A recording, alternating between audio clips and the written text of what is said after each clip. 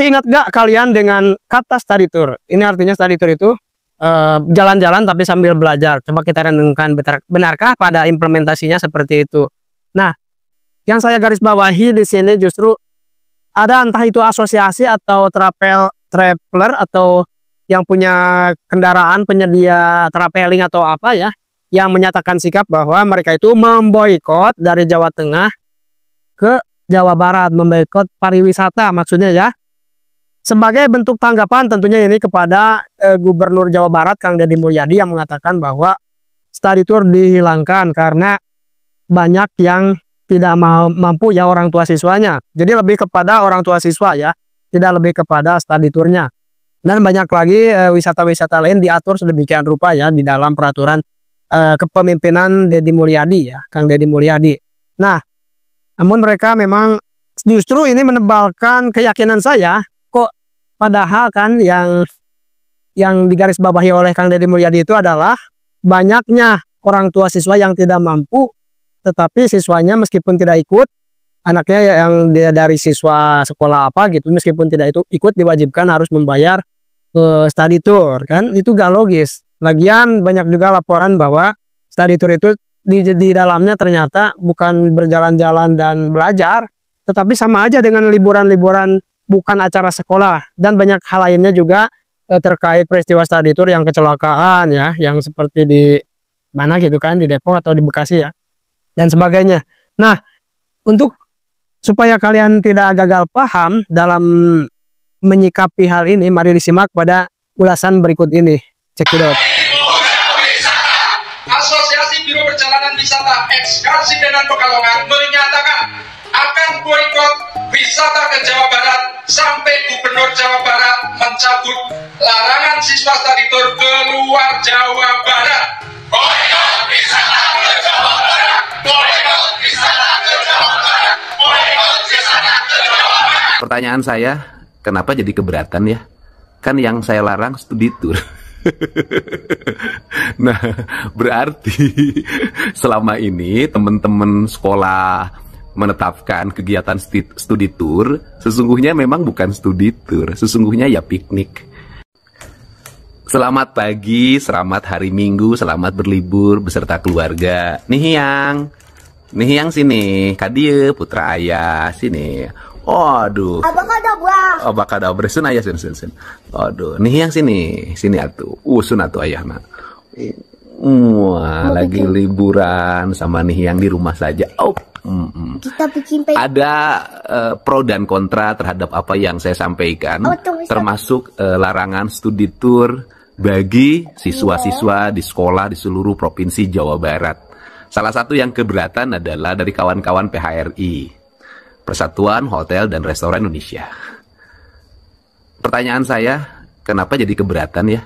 Kan yang saya larang studi tour. Nah, berarti selama ini teman-teman sekolah menetapkan kegiatan studi tour, sesungguhnya memang bukan studi tour, sesungguhnya ya piknik. Ya kalau piknik saja, nggak usah pakai bahasa-bahasa yang akademik, tetapi di dalamnya adalah mengajarkan kebodohan dan kebohongan. Jadi kalau piknik, ya piknik aja. Ibu-ibu mau piknik aja, tetapi tidak boleh menjadi kebijakan sekolah. Gitu. Anak-anak mau piknik aja, tapi tidak boleh menjadi bahwa itu menjadi sesuatu yang bisa diganti kalau tidak berangkat dengan bikin karya tulis dengan bahasa dulu mah bahasa Inggrisnya paper ya. Nah ini kan menjadi aneh. Jadi ya bagi saya setelah saya dilantik akan saya tetapkan menjadi keputusan gubernur ya. Dan bagi yang piknik sajalah, nggak usah pakai kalimat studi tour dan tidak boleh menjadi kebijakan sekolah. Itu hak setiap orang secara personal. Itu saja ya, saya ingin tidak boleh ada satu lembaga memiliki kebahagiaan dari hasil pendapatannya, tetapi orang lain mengalami penderitaan, pinjam sana, pinjam sini, ngutang sana, ngutang sini, demi piknik anak-anaknya yang bertuliskan studi tour. Seperti penjelasan Pak Gubernur kita, ya. Jadi study tour jangan ada embel-embel yang lain. Kalau misalkan piknik, bilang piknik. Ya. Piknik boleh dengan orang tuanya masing-masing.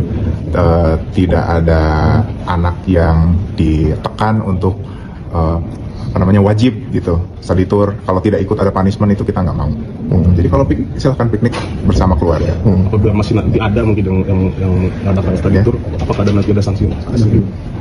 Ya kembali lagi, kalau saya sih saya komunikasikan dulu. Ya, kalau mau berubah, yuk. Jujur ini adalah suatu kebijakan yang bagus, dan saya juga bertanya-tanya kepada masyarakat, survei ya, bahwa kebanyakan masyarakat mendukung hal ini. Jadi ditiadakanlah study tour. Karena memang melihat rekam jejak ke belakang, sekolah-sekolah yang mengadakan study tour, mayoritas sekolah atau kebanyakan sekolah ya, meskipun ada sedikit yang benar-benar study tour, artinya jalan-jalan sambil belajar sambil jalan-jalan. Tapi kebanyakan tuh memang jalan-jalan gak beda jauh dengan acara keluarga yang jalan-jalan yang cuman hiburan gitu, gak ada nilai pendidikannya atau apa. Bahkan lebih dititik beratkan kepada memang ini adalah suatu hal ya bisnis lah.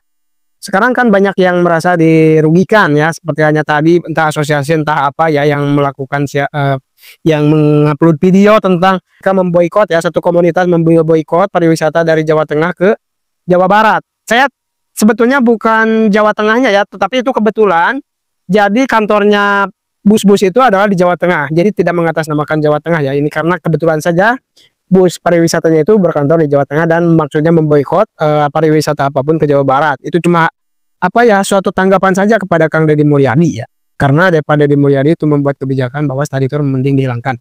Dan ini lebih menebalkan keyakinan Kang Deddy Mulyadi dengan adanya pernyataan asosiasi seperti itu, bahwa ya itu adalah memang ajang bisnis, dan memang sekolah-sekolah juga ada segelintir pihak sekolah yang memang diuntungkan atau dan banyak hal lainnya, seperti guru olahraga mewajibkan siswanya berenang dan itu dijadikan ajang bisnis oleh guru olahraga. Memang saya juga dengar dari dulu, dan itu dihilangkan oleh Kang Deddy Mulyadi dan sebagainya.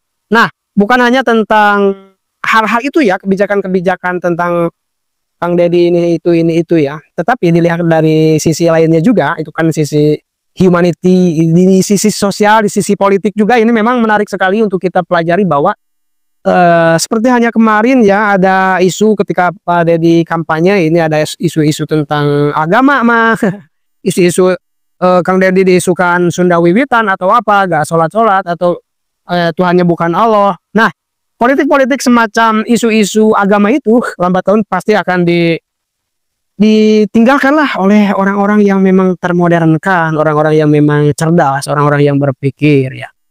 Yang banyak kok yang partai yang ya identiknya agamis ya, seperti sebut saja mungkin ya begitulah, saya tidak mampu menyebutnya, takut. Dulu juga pernah berjamaah korupsi, malah dia lebih kacau daripada partai yang memang tidak terlalu agamis namanya gitu kan. Nah, dilihat dari sisi politik memang Kang Deddy Mulyadi ya justru bagus, bahkan ketika membahas anggaran tentang pemerintah sebelumnya banyak yang di-delete tentang anggaran, diantaranya untuk mobil dinas dan sebagainya. Kemudian live bahkan tentang membahas anggaran ini. Justru itu bukan hanya mendapatkan view banyak, tetapi memang berisiko banget bagi Kang Deddy sendiri kalau umpamanya ditemukan ada hal-hal yang mencurigakan dari alokasi anggaran itu sendiri. Terserah kalian lah yang menganggap bahwa Kang Deddy Mulyadi ini pencitraan mah ini itu. Tapi sejauh ini saya hanya melihat baru Kang Deddy Mulyadi salah satu atau satu-satunya pejabat hari ini yang memperlihatkan dan mempertontonkan konten yang memang mendidik ya, yang memang memberikan contoh kepada pemimpin-pemimpin lain, harus saling mengasihi, harus benar-benar dalam bekerja menindaklanjut perusahaan-perusahaan yang tidak bayar pajak, bukan hanya kepada orang kecil ya dan sebagainya. Banyaklah pokoknya kegiatan-kegiatan Kang Deddy yang sekarang menjadi kebijakan-kebijakan Kang Deddy karena menjabat sebagai gubernur yang didukung oleh masyarakat tentunya ya. Oke. Nah, saya sendiri dulu memang mencoba menetralkan pikiran, tidak memihak ke Kang Deddy atau kemana gitu kan ya. Tetapi memang lambat laun saya melihat karena mungkin ya video-video Kang Deddy itu direkomendasikan dan muncul di berbagai beranda, baik di YouTube, di Facebook, di TikTok ya dan sebagainya, dan memang ya meskipun ini ada unsur ya supaya video laku, emang semua orang juga supaya video laku ya dikemas dengan sedemikian rupa, karena yang punya video juga tahu minat penonton, minat audiens, minat subscriber, minat pengikut apa, maka dibuat video yang sedemikian menarik kan, ini memang bermanfaat dan memang berimbas juga kepada kebijakan tentunya, dan ini bagus untuk rakyat kecil, bagus untuk rakyat yang jujur, juga untuk pejabat yang mau jujur juga bagus. Karena dengan adanya Kang Deddy Mulyadi, saya yakin insya Allah suatu kebaikan itu nantinya menjadi budaya. Karena memang suatu budaya itu susah dirobahnya. Meskipun itu budayanya jelek, susah dirobahnya ya. Umpamanya Anda ada dalam 10 orang pejabat, Anda 1 orang jujur, Anda akan terkalahkan oleh sisanya yang 9 orang yang nggak jujur. Jadi nantinya Anda masuk ke lingkaran setan lagi.